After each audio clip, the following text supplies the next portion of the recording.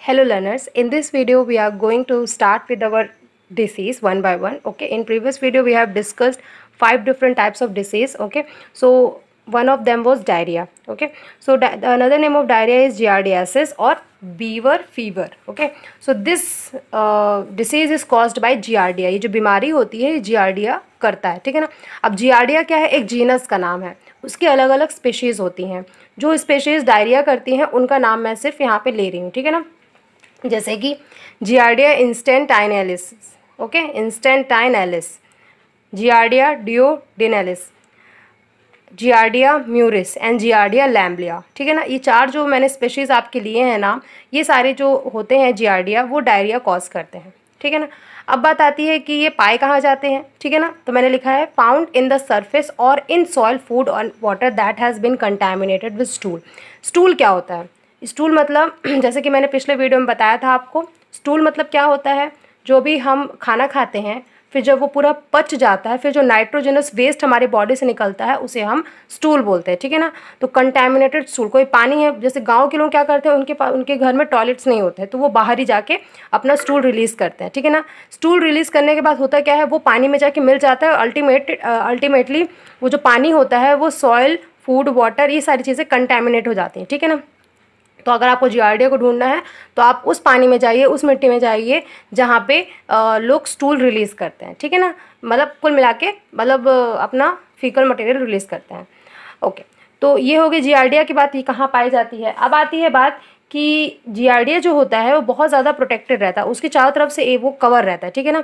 मतलब जियार्डिया अगर आपके बॉडी से बाहर है, जनरली एक पैरासाइट है, तो पैरासाइट क्या करता है, किसी के बॉडी के अंदर ही सर्वाइव कर सकता है, लेकिन ये एक ऐसा पैरासाइट है जो चारों तरफ से एकदम से कवर रहता है, ठीक है ना। मतलब वो कवर रहता है कि इतना ज़्यादा कवर रहता है कि मतलब उसके बाहर एक कवच रहती है जिससे वो किसी भी टाइप का टेम्परेचर टॉलरेट कर सकता है, ठीक है ना। मतलब अगर आप उसको बहुत गर्मी दे दो, उसको एकदम से ठंडा पानी दे दो, फिर भी वो उसमें जीता रहेगा, कम से कम महीनों लग जाते हैं उससे जी सकता है, ठीक है ना।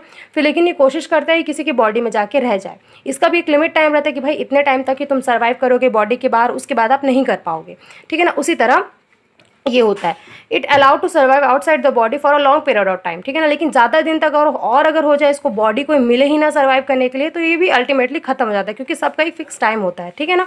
तो जियार्डिया इस तरह रहता है। ये क्या होता है, इसमें एक आउटर शेल होती है जो कि इसको बाहर सर्वाइव, बॉडी से बाहर सर्वाइव करने की एबिलिटी देती है। इसी तरह ये हमेशा आपके बॉडी के बाहर भी सर्वाइव कर सकते हैं, ठीक है ना। लेकिन इसकी भी एक टाइम लिमिट होती है, ये फिक्स टाइम के बाद सर्वाइव नहीं कर सकता, ठीक है ना।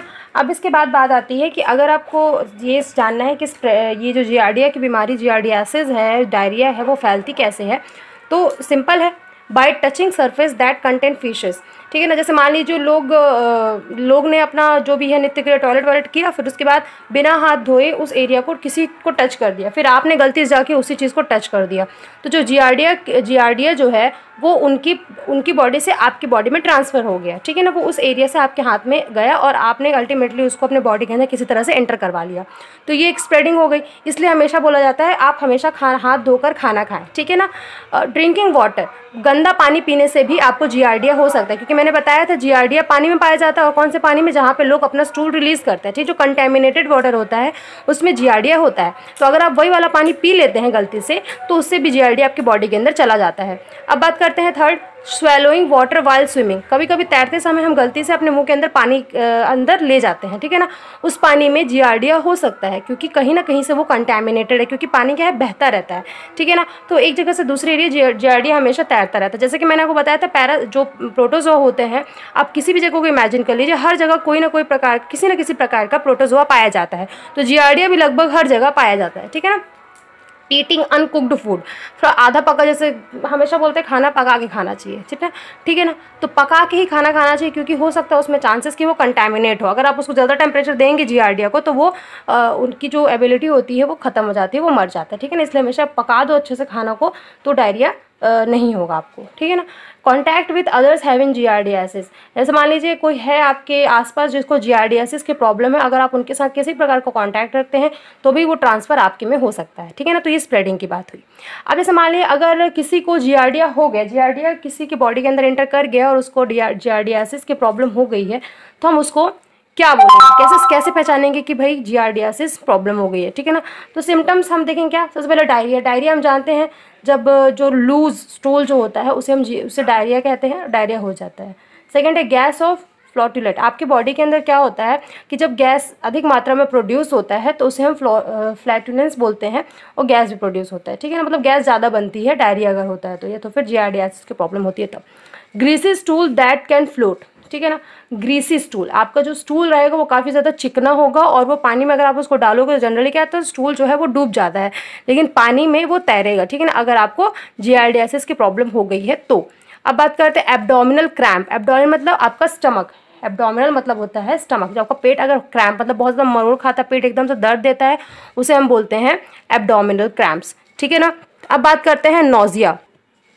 नौशे की प्रॉब्लम होती है। अब उस लास्ट है डिहाइड्रेशन, मतलब आपके बॉडी के अंदर डिहाइड्रेशन मतलब पानी की कमी हो जाती है। होता क्या है, जब डायरिया होता है तो हम कंटिन्यूअसली अपना स्टूल रिलीज करते हैं, कंटिन्यूअसली हम टॉयलेट जाते हैं, तो क्या होता है टॉयलेट के साथ आपके बॉडी का वाटर भी काफ़ी मात्रा में निकल जाता है। इसलिए जब भी हमें डायरिया होता है या तो लूज मोशन होता है तब हम या तो फिर ग्लूकोज देते हैं या तो फिर जैसे अलग अलग होते हैं ना एनर्जी ड्रिंक्स होते हैं वो दिया जाता है, मतलब लिक्विड ज़्यादा दिया जाता है उसको, जिसको भी ये प्रॉब्लम हुई, क्योंकि उसके बॉडी के अंदर डिहाइड्रेशन की प्रॉब्लम। डिहाइड्रेशन मतलब पानी की कमी, डिहाइड्रेशन, ओके।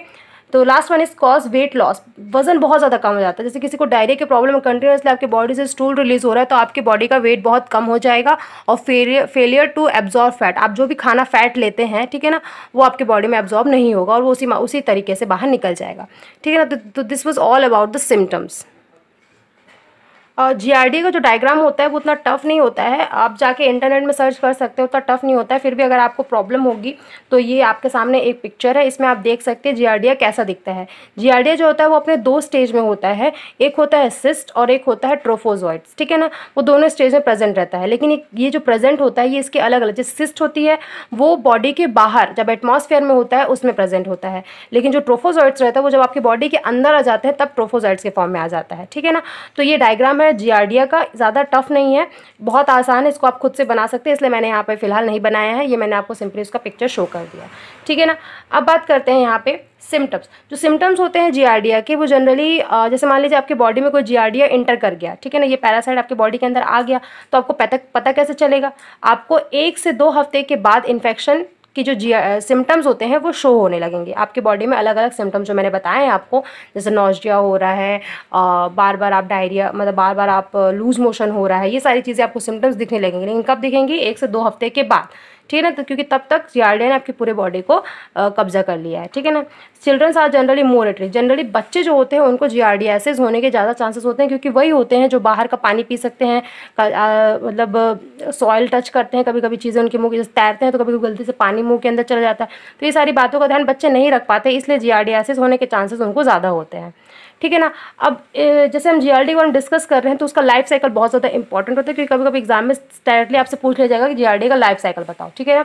तो लाइफ साइकिल देखिए, ध्यान रखिए, मैंने आपको बताया था जियार्डिया 2 फॉर्म में प्रेजेंट होता है, एक होता है सिस्ट और एक होता है ट्रोफोजॉइड्स, ठीक है। तो सिस्ट और ट्रोफोजॉइड्स में होता क्या है, मैंने बताया था सिस्ट जो है वो काफ़ी ज़्यादा हार्ड होता है, ठीक है ना, बहुत भयंकर इसकी शेल होती है, बहुत मोटी शेल होती है।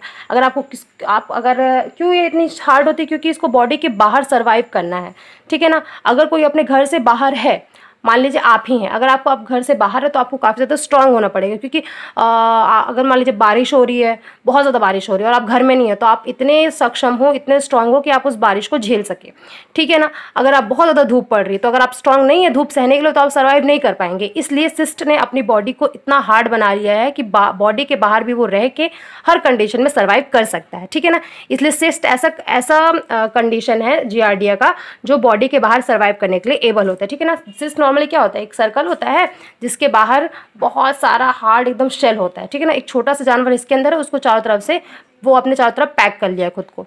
और ट्रोफोजॉइड्स वो फॉर्म है जो आपकी बॉडी के अंदर होता है, ठीक है ना, इसलिए मैंने यहाँ लिखा है cyst is a resistant form.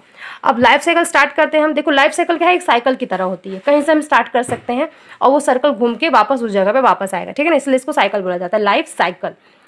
देखिए सबसे पहले cyst can survive several months in cold water, it may be present in contaminated water. Cyst क्या कहता है, जैसे हम सिस्ट से पहले स्टार्ट कर रहे हैं, ठीक है ना, मान लीजिए हमने सिस्ट से स्टार्ट किया है। सिस्ट क्या कर रहा है, आपके बॉडी के बाहर सर्वाइव कर रहा है और वो काफ़ी दिनों तक, काफ़ी महीनों तक ठंडे पानी में सर्वाइव कर सकता है, गर्म पानी में भी सर्वाइव कर सकता है, और जनरली ये कंटेमिनेटेड मतलब गंदे पानी में पाया जाता है, ठीक है ना। When we consume such water, अब गलती से हमने पानी अंदर ले लिया, या तो कुछ गांव के लोग होते हैं जो नदी का पानी पीते हैं, उनके अंदर उनके पास कोई प्योरीफाई करने का कोई तरीका नहीं होता है, तो वो क्या करते हैं, नदी का पानी ही पी लेते हैं। अब गलती से वो पानी में मान लिया जियार्डिया था, ठीक है ना, अब वो जियार्डिया पानी पीने की वजह से उनकी बॉडी के अंदर चला गया। अब क्या हुआ, it reaches through our alimentary canal to our intestine. अब क्या हुआ, आपने पानी लिया, पानी आप मुंह से पीते हैं, अब वो एलिमेंट्री कनाल क्या होता है, आपके माउथ से लेकर आपके एनस तक का जो एक पैसेज होता है उसे हम एलिमेंट्री कैनाल बोलते हैं, ठीक है ना। एलिमेंट्री कैनाल ये पहुंच गया टू आवर इंटेस्टाइन। अब एलिमेंट्री कैनाल से मान लीजिए आपका माउथ है, मान लीजिए ये आपका माउथ है, ठीक है ना, माउथ से आप ये आपके गले में आया, गले से फिर आपके पेट में गया, पेट से आपके इंटेस्टाइन में आ गया, ठीक है ना। इंटेस्टाइन, इसका मेन घर क्या होता है हमारी बॉडी में, इंटेस्टाइन में रहना ज़्यादा पसंद करता है, ठीक है ना। इंटेस्टाइन में पहुंच गया, अब उसके बाद इसकी बॉडी में एक्साइटेशन होता है। एक्साइटेशन, एक्साइटेशन मतलब जो सिस्ट होता है, अभी क्या है, सिस्ट फॉर्म में, याद रखिएगा जब आपकी बॉडी के अंदर ये आया था तब ये अपने कौन से फॉर्म में था, सिस्ट के फॉर्म में था।